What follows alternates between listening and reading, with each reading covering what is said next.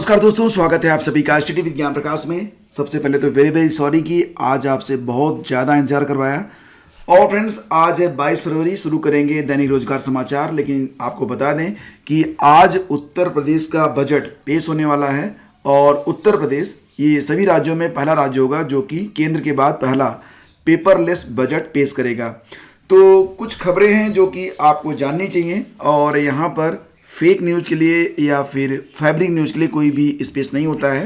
तो जो सही बातें हैं वो हम करेंगे डिस्कस। सबसे इम्पोर्टेंट ये होगा कि जो लोग यूपी पीसीएस की तैयारी कर रहे हैं, इस साल आवेदन कर चुके हैं या अभी करने वाले हैं, उनके लिए ये वीडियो बहुत ही इंपॉर्टेंट है। तो आइए शुरू करते हैं। सबसे पहले आपको ये बता दें कि प्रदेश के जो स्ववित्त पोषित महाविद्यालय हैं उनको बीएड 2020 की जो फीस है वो अभी तक नहीं मिली है। लखनऊ विश्वविद्यालय द्वारा उन्हें मार्च के पहले हफ्ते तक फीस वापस दिए जाने का आश्वासन दिया जा रहा है। और उत्तर प्रदेश स्ववित्त पोषित महाविद्यालय एसोसिएशन के अध्यक्ष विनय त्रिवेदी ने कहा है कि कोरोना संकट के कारण स्ववित्त पोषित महाविद्यालय आर्थिक संकट से जूझ रहे हैं। ऐसे में बीएड की फीस न मिलने से स्थिति और भी चिंताजनक हो गई है।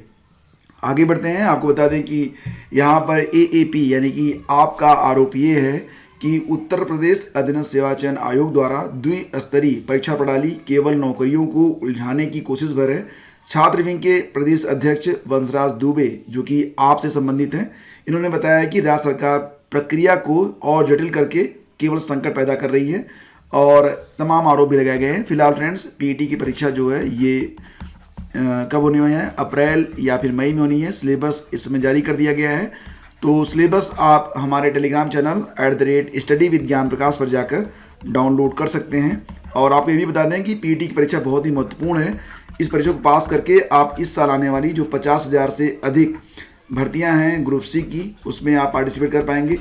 तो ये फ्रेंड्स, ये परीक्षा क्यों हो रही है? ये परीक्षा इसलिए हो रही है ताकि जो लोग एलिजिबिलिटी रखते हैं, जो लोग योग्य हैं, वो लोग एक बार में ही अपनी एलिजिबिलिटी को प्राप्त कर लें। एक स्कोर कार्ड मिलेगा आपको पीईटी परीक्षा के बाद और उसी स्कोर कार्ड के आधार पर आपको बाकी परीक्षाओं में शामिल होना होगा। यानी कि फिर क्या होगा कि एक बार बहुत अधिक भीड़ तो रहेगी पीईटी की परीक्षा में, लेकिन उसके बाद जो परीक्षाएं होंगी वो आसानी से हो पाएंगी और केवल जो मुख्य परीक्षा में अभ्यर्थियों को शामिल होना होगा। बस एलिजिबिलिटी के लिए परीक्षा करवाई जा रही है और मेरे हिसाब से जैसे टीटी हो रहा है, उसी प्रकार जैसे नेट की परीक्षा होती है, उसी प्रकार से ये परीक्षा भी महत्वपूर्ण है। तो इस पर भी आपको जो है पूरा फोकस करना चाहिए। अब प्रवक्ता भी आउटसोर्सिंग पर रखे जाएंगे, ये खबर निकल के आ रही है। तो स्कूल कॉलेजों में आउटसोर्सिंग से चपरासी रखने से आगे बढ़कर सरकार अब राजकीय महाविद्यालयों में असिस्टेंट प्रोफेसर ग्रेड के समकक्ष प्रवक्ता की नियुक्ति आउटसोर्सिंग से करेगी। शासन ने राष्ट्रीय उच्च स्तर शिक्षा महाअभियान के निर्मित 49 राजकीय महाविद्यालयों में परास्नातक स्तर पर कला, विज्ञान और वाणिज्य मतलब बीए, बीएससी और कॉमर्स के जो संकाय हैं उनके लिए प्रवक्ता के 98 पदों पर 12 राजकीय महाविद्यालयों में स्नातक स्तर पर वाणिज्य संकाय कॉमर्स डिपार्टमेंट के विषयों के लिए प्रवक्ता के 24 पदों को पहली बार आउटसोर्सिंग से भरे जाने की मंजूरी दी है। विशेष सचिव उप शिक्षा योगेश दत्त त्रिपाठी ने कहा कि 12 फरवरी को उच्च शिक्षा निदेशक डॉक्टर अमित भारद्वाज को इस संबंध में आदेश भेजे हैं। ये पद तभी भरे जाएंगे जब राजकीय महाविद्यालय संचालित होने की स्थिति में होंगे।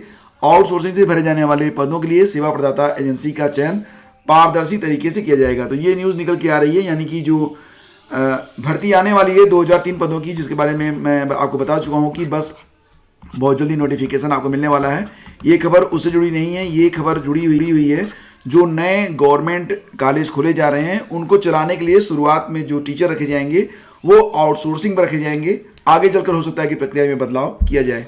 तो ये एक ऐसी खबर है, ठीक है। और बात करते हैं यूपी पीसीएस 2021 के बारे में। तो आवेदन अभी भी जारी हैं। 2 मार्च तक आप अपना रजिस्ट्रेशन करके फीस जमा कर सकते हैं।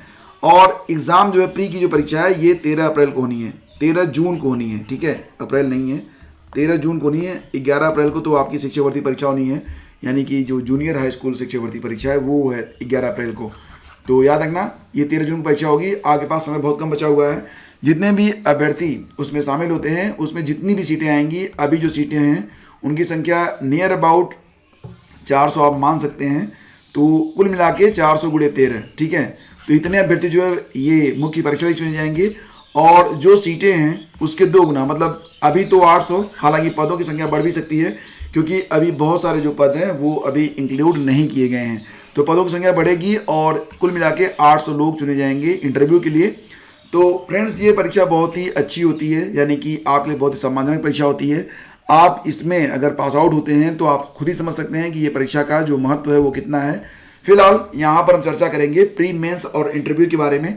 तो जो प्री की परीक्षा होती है फ्रेंड्स, ये मैं आपको बता दूं कि एक ही दिन में परीक्षा होती है, एक दिवसीय परीक्षा होती है। 2 पेपर होते हैं इसमें, 2 पेपर्स, और दोनों पेपर क्या होते हैं, ऑप्शनल होते हैं। ठीक है, आपको याद रखना होगा।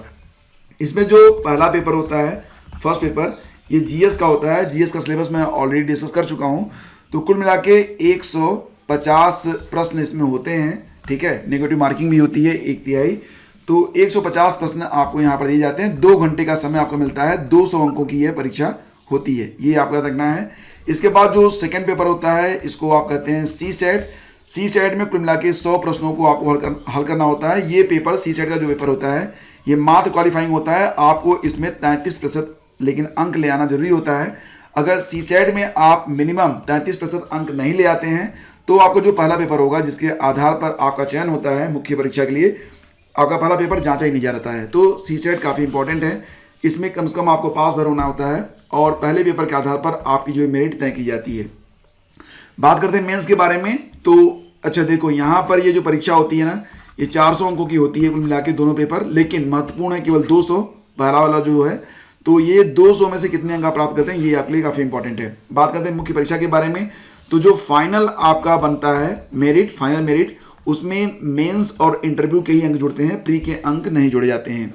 मेंस की परीक्षा होती है 1500 अंकों की और इंटरव्यू आपका होगा 100 अंकों का। ठीक है, मेंस में क्या होता है कि आपके 2 पेपर, जो कि एक एसे का होता है।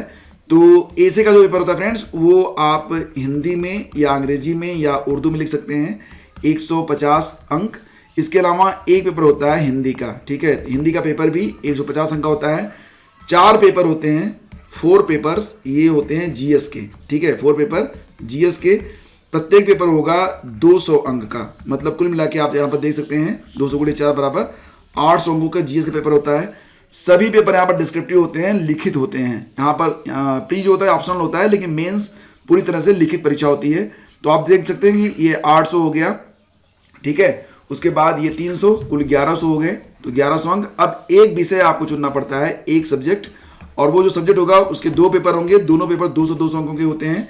तो 400 अंक हो जाते हैं आपके पेपर से। तो कुल मिला के 1500 अंकों की मुख्य परीक्षा होती है। इंटरव्यू में मात्र 100 अंक रखे गए हैं, आप समझ सकते हैं। और टोटल जो आपकी मेरिट बनेगी वो 1500 मुख्य परीक्षा और 100 अंक इंटरव्यू, कुल मिला के 1600 अंकों पर आपको जो है। अच्छा, एक बात और भी कि जो पदों का चयन करना होता है आपको, ये मुख्य परीक्षा जब आप देते हैं उसी समय आपसे वरीयता क्रम भरवाया जाता है कि अगर आप चयनित होते हैं तो पहले स्थान पर क्या बनना चाहेंगे, दूसरे स्थान पर क्या बनना चाहेंगे। सबसे अधिक सम्मानित पद आप जान ही रहे हैं कि इसको कहते क्या है, एसडीएम का पद होता है, उप जिलाधिकारी जिसको कहते हैं आप। उसके बाद लोग डीवाईएसपी के पद को प्रेफर करते हैं, फिर तो बहुत सारे पद होते हैं। ठीक है, तो इस प्रकार से ये परीक्षा संपन्न होती है। और फ्रेंड्स, ये है आज की कंप्लीट करंट अफेयर्स। और जैसा कि आप लोग जानते हैं कि आज कोई बड़ी न्यूज़ नहीं है, बस इतनी खबर है। हाँ, अगर आपने अभी तक करंट अफेयर का वीडियो नहीं वॉच किया है तो कर लीजिएगा। आज का वीडियो काफ़ी खास है। इसमें हमने पिछले 2 दिन का कंप्लीट रिवीजन करवाया है बहुत तेज़ी से। साथ ही साथ आज के जो क्विज है वो भी है, और आज के बहुत इंपॉर्टेंट क्वेश्चन है। Australian open, this is the very important question. इससे संबंधित क्वेश्चन भी और पूरी व्याख्या भी आपको मिलेगी। और ये क्वेश्चन इतना इंपॉर्टेंट होता है कि प्रत्येक परीक्षा में पूछा जाता है। तो ध्यान से देख लीजिएगा, लिंक मैं दे दूंगा वीडियो के डिस्क्रिप्शन में। Thank you so much for watching the video. मिलते हैं आपसे अगले वीडियो में। आगे दीजिए, नमस्कार, जय हिंद।